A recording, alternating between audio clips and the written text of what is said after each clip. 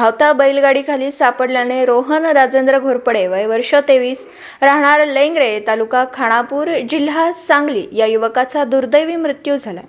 ही घटना शनिवारी 13 एप्रिल रोजी सायंकाळी 5 वाजण्याच्या सुमारास घडली।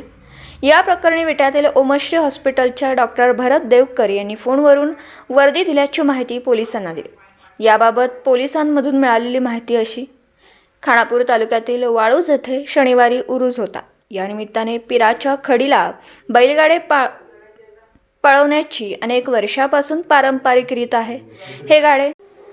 हे गाडे पाहण्यासाठी परिसरातील नागरिकांची मोठी गर्दी झाली होती।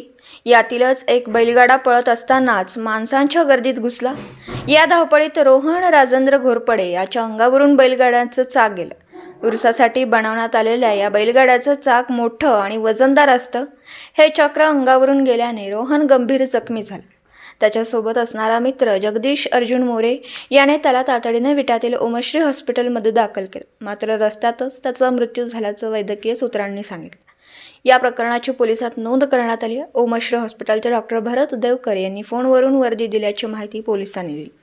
दरम्यान रोहन हा अतिशय हरहुन्नरी आणि मनमिळावू स्वभावाचा मुलगा होता। लहानपणी वडिलांच्या मृत्यूनंतर तो आजोळी लेंगरे येथे राहत होता।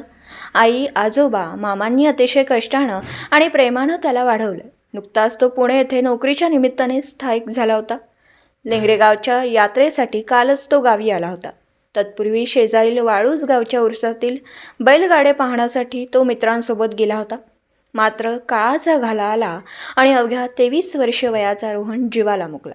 या घटनेने परिसरावर शोककळा पसरली। दिवसभरातील घडामोडींचा आढावा घेण्यासाठी पाहत रहा N24 मराठी न्यूज चॅनल।